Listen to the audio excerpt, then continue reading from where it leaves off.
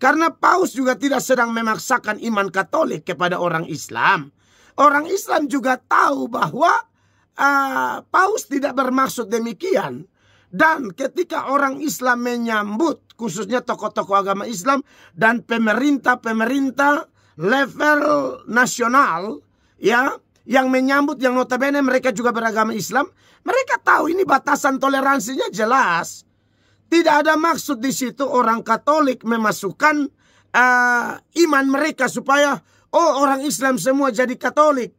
Jangan karena saya bilang toleransi, wah mantap nih, Paus datang, lalu imam besar Masjid Istiqlal cium kepalanya, Paus cium tangannya, lalu kemudian kita semua gara-gara ini lalu kebablasan toleransinya, langsung kawin mawin setuju asal setuju, tidak ada. Ya, saya hormat orang Islam, ya toh. Saya hormat orang Islam dengan ajarannya, bukan berarti saya setuju. Begitu. Begitu pula orang Katolik. Sebaliknya, orang Katolik juga pasti tidak setuju dengan pandangan-pandangan tertentu dari Protestan. Ya itu biasalah. Nikmati aja dengan penuh kedewasaan.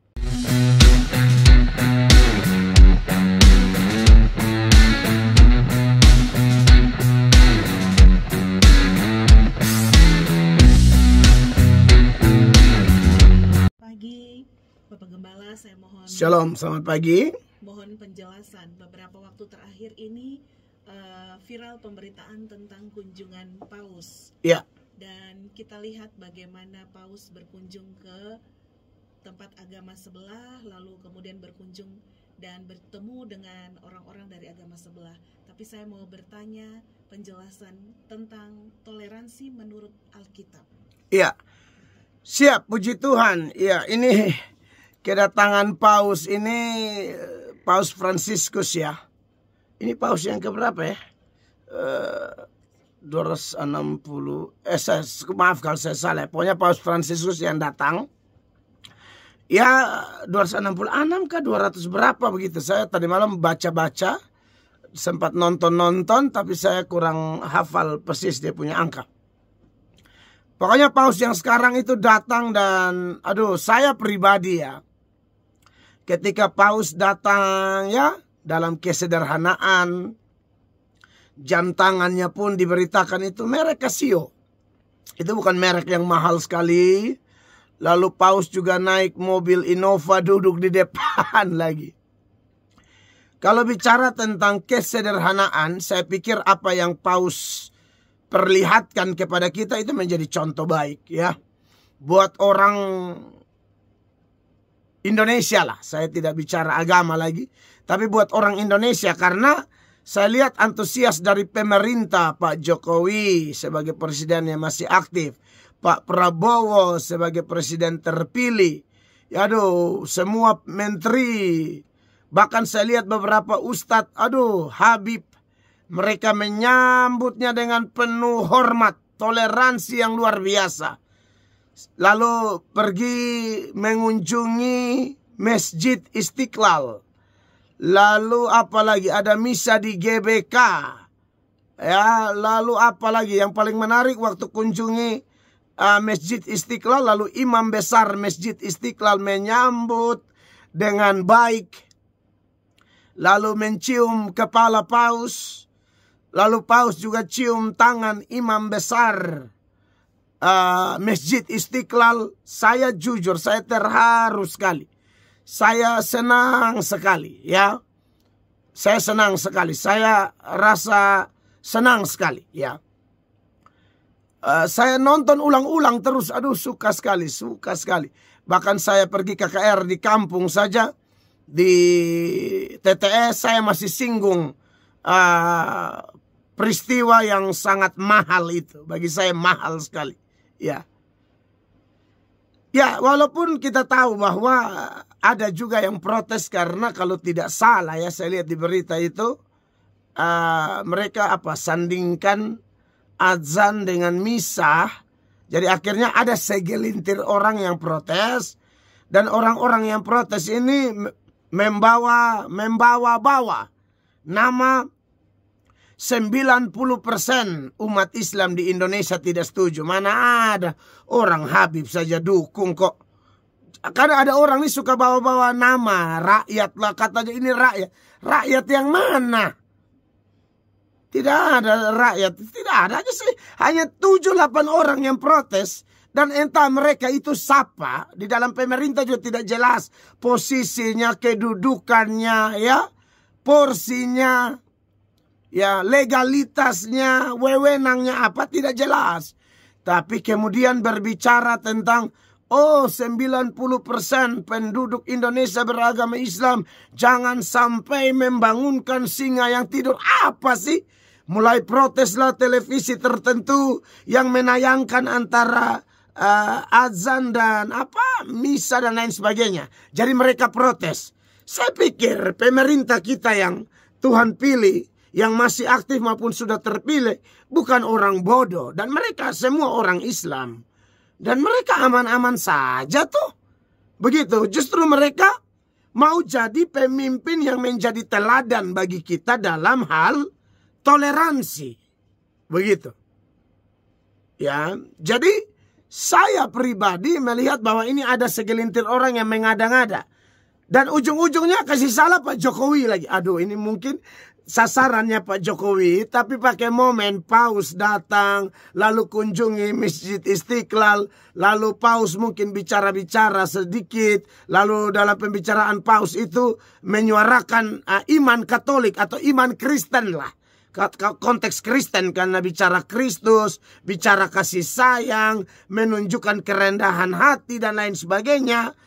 Bagi saya itu luar biasa. Saya hormat tokoh-tokoh agama Islam besar di Indonesia yang welcome dengan Paus. Aduh, saya senang. Terima kasih banyak. Buat saya terima kasih banyak karena pemimpin-pemimpin agama baik dari Islam, ya, juga otomatis ya Katolik, begitu ya. Pendeta-pendeta juga senang sekali bikin konten penyambutan kepada Paus. Nah, ini saya melihat ini luar biasa. Sekali lagi, saya luar biasa sekali. Saya senang dan ini positif sekali, ya. Jadi kita tidak usah pusing lah dengan 1-2 orang yang tidak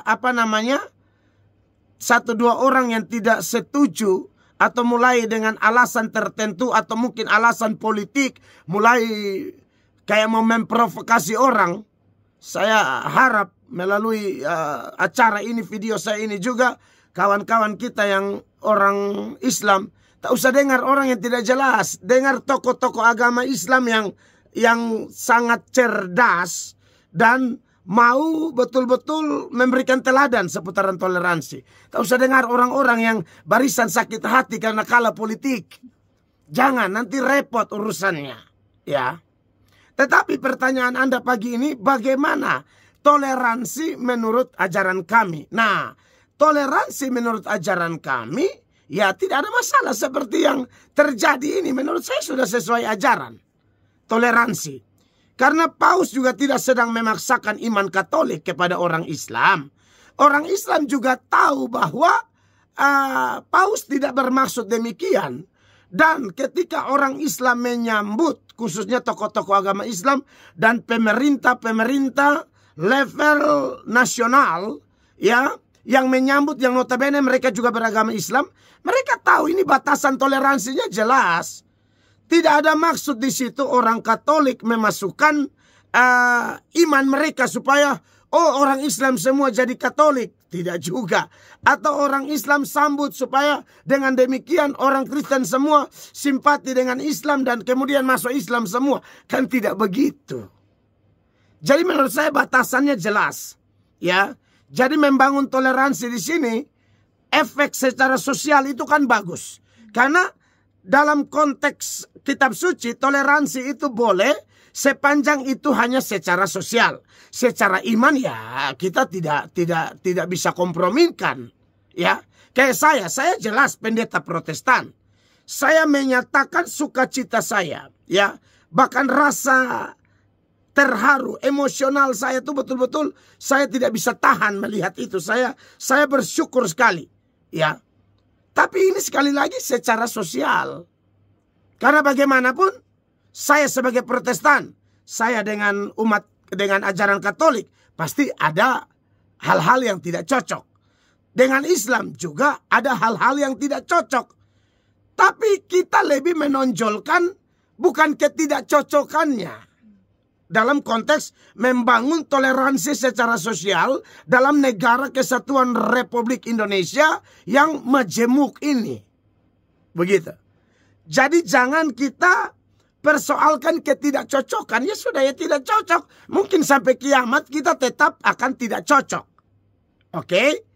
Katolik punya doktrin sendiri, Protestan punya doktrin sendiri, ya, Islam punya doktrin sendiri. Jadi saya pikir kalau konteks seperti itu tidak ada masalah. Justru orang Kristen harus jadi berkat, apalagi kalau konteks Kristen Protestan, ya. Kita memang tidak pernah diajarkan menyerang agama orang. Ulang, kita tidak pernah diajarkan menyerang agama orang. Yang ada tuh mendoakan semua orang. Nah, kalau semua orang kita seberangkan dalam konteks Indonesia, berarti memang kita harus doa buat orang Islam. Kita harus doa buat orang Hindu. Kita harus doa buat orang Buddha, Konghucu. Kita harus berdoa buat orang Katolik. Ya, kita harus berdoa. Karena Alkitab bilang begitu. Baca saja di 1 Timotius pasal 2 itu, ya. Mulai ayat 1. Justru saat kita bertoleransi secara sosial, kita sedang melakukan firman Allah. Ya, dimulai dengan apa? Tindakan kita mendoakan. Dikatakan apa di sana? Pertama-tama, aku menasihatkan naikkanlah permohonan, doa syafaat dan ucapan syukur untuk semua orang. Nah, kita tidak bisa hanya untuk orang Kristen. Kalau semua orang kita doakan, orang Kristen tentu lebih spesial lagi. Karena ada ayat yang menjelaskan itu di dalam Efesus pasal 6 ayat 18 sampai 20. Khususnya ayat 18. Tapi khusus 1 Petrus 2 ini, ayat 1 bilang doa untuk semua orang. Ayat 2, untuk raja-raja dan untuk semua pembesar. Raja-raja, berarti raja-raja di kita agama apa paling banyak? Islam semua. Ya doa saja. Kalau kita konteks di NTT, banyak pejabat agama Katolik. Ya doa buat mereka kan. Supaya mereka kerja benar. Ya toh tidak ada yang korupsi, tidak ada yang selingkuh. Kan begitu. Tidak ada yang jadi penipu. Mereka hidup jadi teladan. Doa aja. Untuk raja-raja dan untuk semua pembesar. Agar kita dapat hidup tenang dan tentram dalam segala kesalehan dan kehormatan. Makanya saya sungguh tidak ada masalah, ya kan, kita tidak karena paus datang lalu kita semua Protestan setuju dengan semua ajaran Katolik, kan tidak. Kita hargai perbedaan. Ya kalau sudah berbeda ya mau diapain lagi? Seperti saya lihat rame di TikTok, ya, ada oknum pastor yang singgung-singgung Protestan terus.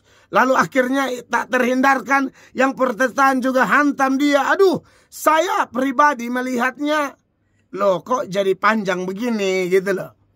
Toh nanti ujung-ujung yang hanya ada emosi. Kalau tidak bisa tahan hati, bisa jadi kebencian. Syukur-syukur kalau memang Roh Kudus pimpin, ya. Kalau konteks itu ajaran Protestan, kan orang melakukan pembelaan iman juga harus dengan pimpinan Roh Kudus.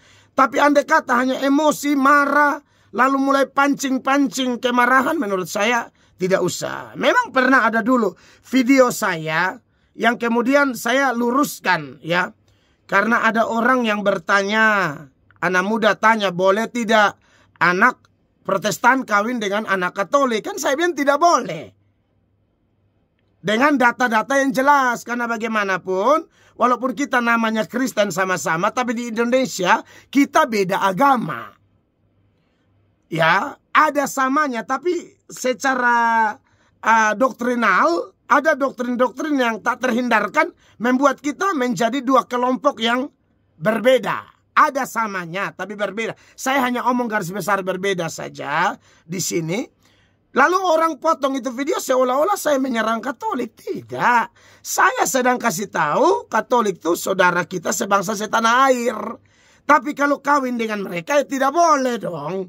Sebaliknya Islam juga tidak boleh, Hindu tidak boleh.